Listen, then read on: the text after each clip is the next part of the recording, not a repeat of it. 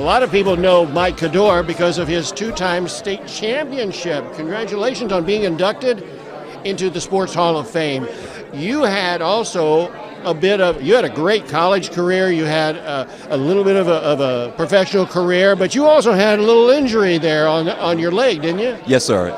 First of all, thank you so much for allowing me just to be here. This is a great honor to be represented for this award with some great people. But when you talk about an athletic career, I sustained a little knee injury, but it wasn't nothing that was career-ending. Right. But definitely an honor to be here. Yeah, and you know what? When you look back on all the things and events that have happened in your life, particularly in the field of sports, share with me one of the moments that always brings a smile to your face. Well, it started actually in Little League football. It was my mom who really didn't want me to play, but my dad allowed me to play. But I can recall as I went through being undersized and challenged academically and athletically, I can remember getting injured and breaking my leg, and my mom actually driving a Cadillac onto the football field to put me in the car to take me to the hospital. You know, it's moments like that you will never forget. But faith, family, and friends is truly something that I carry, not only from sports, academic, and in life in general. And also, you're very strong in the field of law enforcement and doing the right thing. And tell us a little bit about about your teaching. Well, currently I'm the public safety coordinator at Eastern Florida State College, where I oversee the Law Enforcement Academy. I also teach there as well, success strategies. But on the other side, very involved within the community, just trying to be able to give back and being that public servant. You know, Mike, I want you to do me a favor. Yes, sir. I want you to think for a second about what sports taught you as far as a life lesson that you would share with others. Well, sports in general has taught me hard work, teamwork. You can never do it alone. But between faith, family, and friends, it's going to carry you over to be very, very successful in life. Sports has taught me so much about being humble. It taught me so much about teamwork. But more importantly, it also taught me about giving back to the community. I've been very fortunate to make it to those levels, education and athletics, but sports has always taught me a sense of giving back to your community.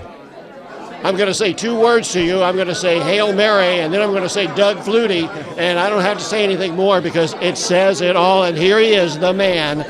Doug. How are you? Gosh, congratulations on the award for tonight. I mean, you and a lot of other guys, but you got to play. You're not a big guy. You're not size-wise what a lot of people think of as a football player or potential football player. Did you have a hard time selling the idea to your coaches? At every level. Maybe not high school so much. I stepped right in and started playing. But after high school, trying to get a scholarship for college, I was more of a 1AA Ivy League type kid that lucked out into a Division I offer. And every step along the way, every year in the NFL, every year in pro football in general, having to reprove yourself. So it kept a chip on my shoulder, kept me driven and motivated. But when you look back on your career and all that sort of stuff, share with me one moment, a moment. I know there's probably been many, but one of them that always puts a smile on your face when you remember it. I think for me, winning my first championship when I was in Canada was very important to me. And we had an 88-yard drive in the last minute of a game into a 30-mile-an-hour win, and I ran the ball in the end zone to ice that, which became my first championship the following week. And that moment to me was very special because it was my first championship, first group of guys that we went all the way with. And, I know a lot of people in the States couldn't relate to it, but you couldn't have told us that it was any less important than a Super Bowl victory, winning our first Grey Cup up there. There were moments along the way that other people remember more, but that was special to me. You know, I was going to say the Boston College Hail Mary, but absolutely. But everybody talks about that. And it's good that you have your own special moment too. Now, tell me something about what sports has taught you as far as a life lesson goes. I think the number one thing is that you have to keep proving yourself and keep working. The number one thing in football is to be accountable to your teammates, to hold up your end of the deal, learning to trust each other, and it carries over to every walk of life. When you're in a business, when you're at work, you do your job, take care of your job, and learn to work with others. And the lessons learned in athletics in general transfer very nicely into the business world. And the question to me also is, what advice would you give to a young person who says, I want to be like you, I want to follow in your footsteps, how would you mentor somebody like that? I think the number one thing, especially with kids that have talent as they go, number one for me is enjoy the game and do what you enjoy doing, because you'll spend more time and work at it that much harder, that much longer. But never feel like you've arrived. Once you feel like you've arrived and you're the man, and you ran for 5 touchdowns last week, the only place to go is down. You have to keep fighting to improve every week and continue to work at your trade. I said at the beginning of the program that we were going to be talking about all kinds of sports, and now we're going to talk about running, because running is a sport, and I got Rebecca Sparks here who's going to tell me about it, because I got a question for her.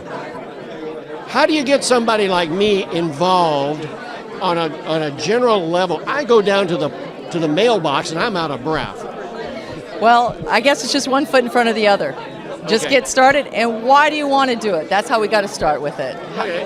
Well, for better health, better everything, just be healthier. Then it starts with you. You make the decision to do it, and then we do it. Is that how you started? That's how I just started. All right. Exactly. And tell me where it's taken you. All these, you've started so many different marathons and charity fund runs and things like that. Tell me about some of these events. Well, I first have to say I started when I was 10 years old, and my brother said I couldn't do it. But I knew I could do it. So I did it. Okay. And that started the love of it. And then I knew that it was a healthy situation and that it helped me run through so many things. And then the number of lives that it touched. And then I just took it one day at a time, one step at a time. And it was kind of started out as a passion, and I just took it from there. Now, when you look back and think about all the things you've been involved in, tell me about one of many moments that always puts a smile on your face. There's so many. I have to try to target one. Was it completing a run that you never thought that you might complete? Or? Okay, here's one I remember. Okay, and it was with that would be a good one. Okay, it was with Kevin Butler. And there's so many, but Kevin Butler, he was my trainer trying to get to the 1996 Olympic trials. And we were in Sebastian River High School with Michael Stutzky, who started that entire athletic program down there. And my goal was to run a sub 4:30 mile. And that was just kind of like the breaking point to get me to the fastest mile I could run before the 96 trials. And we ran, he was turning around talking to me, and it's just easy to stick with the pace. And when we finished, it was 7 minutes or 7 seconds faster than what I had planned. And it didn't feel like it was 7 seconds faster. It felt so easy, and it felt like it was just a natural thing to do. There you go. Yeah. Now, what sports life lesson have you taken away from all the activities you've been involved in? A life moment, a life lesson, one that's now become your mantra. It's not what the sport or life can give to you, it's what you can give back. And it's not what is this going to do for me, it's what I can do for others. So it's kind of just giving back, paying it forward to all those that have been so kind to me, all my coaches, my sponsors, and now teaching it at a younger level and just giving back the joy that I've experienced in this life and in this world. That's what I can give back. Do you find that in this day and time with more video games and TV stations and things like that, it's getting harder to get kids outside? It is. Put them away. Put them in timeout for a little while. Not the children, the games, the video games. Let's put the parents in timeout too. That's right. Don and Denise Piercy. If you don't run, you might not know them, but if you're into running, they are legends here in Brevard County. Not only that, they love running so much, they opened their own shoe store. So Don and Denise, congratulations on being put into the Sports Hall of Fame. Don, I understand at one point you were a CFO with a big company, but you were about to be transferred, but you didn't want to leave this area, so you started your own company, right? What did you start? We started Running Zone back in 2003. Right, and so you specialize in shoes, right? Yes, we go through a whole fitting process, shoes, apparel, accessories, everything related to running and walking. Right, and the fact both of you are big runners too, right? I mean, you've been running since you were how old? In high school. High school? Yes. Did you compete? Were you competitive, or did you do it for fun? We both ran track. We both went to the same high school. We both ran track and field. So we've got a longevity story here too, right? Yes. Let me ask you to think back on all the years that you've been running. I want you to share with me one of the moments that always brings a smile to your face? Maybe it was one of the first charity runs you put together or something, yeah. But share that moment with me. Yeah, it was. I was trying to qualify for Boston, and working hard and took an actual camp in the area, and never forget it. It was Disney Marathon, and ended up doing a 3:10 and qualified for Boston. So that's a pretty memorable moment for me.